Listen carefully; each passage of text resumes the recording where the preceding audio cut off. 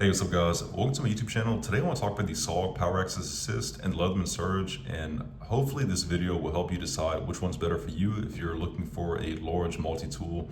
These are two fairly similarly sized multi-tools. They're both in the larger range. The Leatherman comes in at 12.5 ounces, the SOG at 10.7. Before I talk about the knives themselves, I really want to talk about the pouches they come with. I've been having the Leatherman for about 3 years. It is my second Leatherman Surge, and then the SOG I've had for about 3 years also. This is actually my third PowerAccess Assist. The first one was defective, had to turn it back into SOG. Second one I gave away to a friend. Third one is this one, but I haven't used it much in a year. That's why it's much cleaner than the Surge. I just want to clarify that. But anyway, so the pouches are fairly different. You have Velcro on the SOG, and then you have this button on the Leatherman. I actually prefer the Velcro personally. The Leatherman, you have these two stretchy little sleeves right here.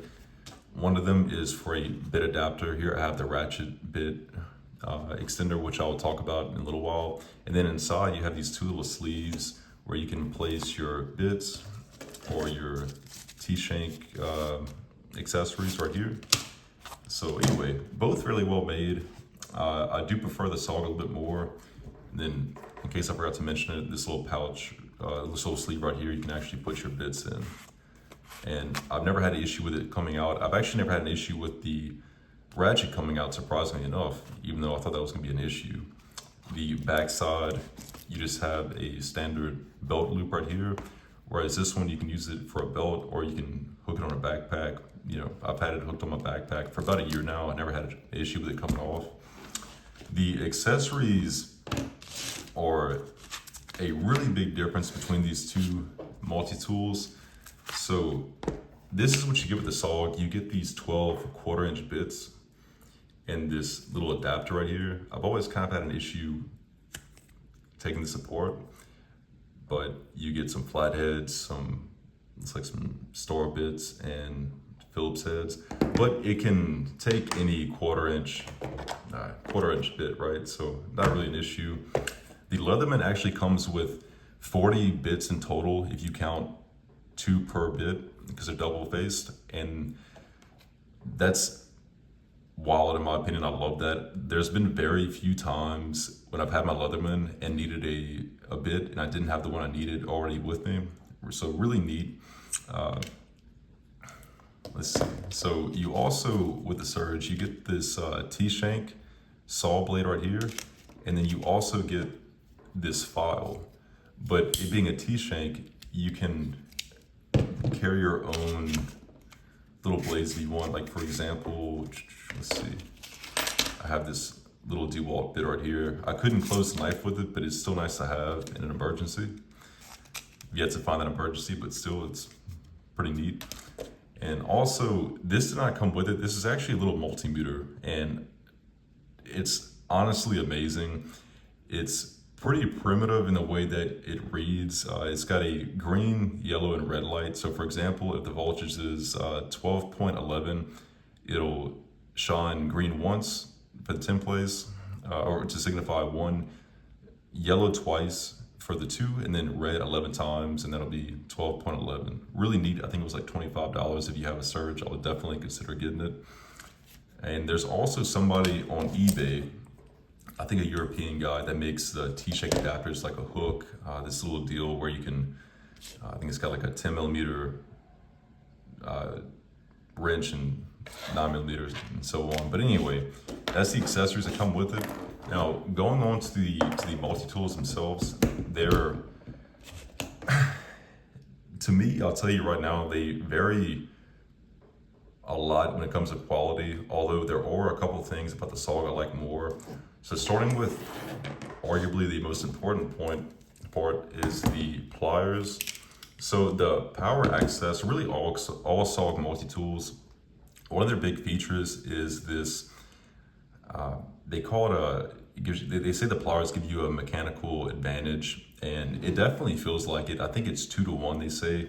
So if you apply 1 pound of force to the handles, you get 2 at the tip.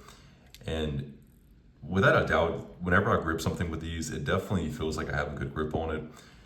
Whereas the Leatherman is just a standard pair of pliers, I guess you can say. The only downside with that mechanism is that to open up the pliers the same width, the handles on the SOG are gonna be a little bit wider. So that's something to consider too, especially if you're looking to have a multi-tool that you use one-handedly. I think the Leatherman's actually a little bit friendlier in that aspect. So anyway, keeping with the pliers, one thing that I really like about the Leatherman is that you have replaceable cutters.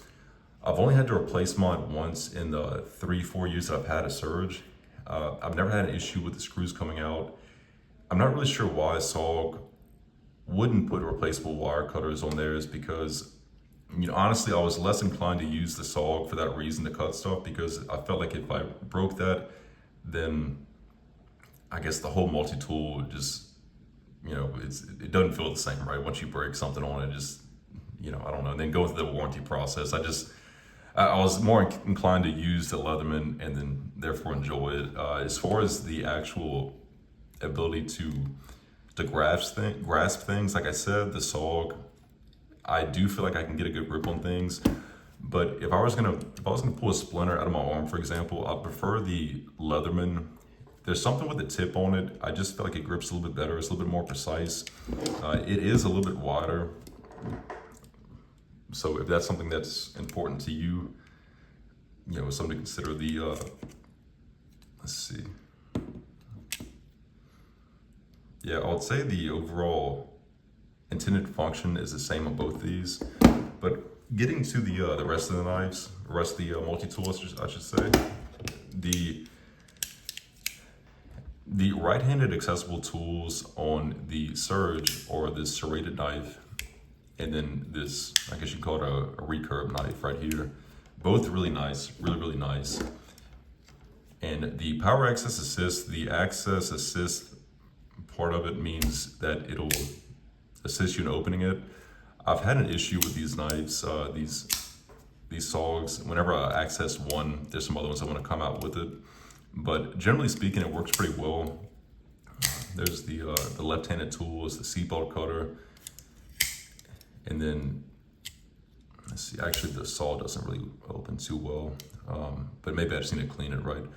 The left-handed tools on the Leatherman, or the T-shank adapter, and this pair of scissors. I will say, in the past, I was very skeptical of scissors on a multi-tool, but this is literally the best pair of scissors I've ever owned.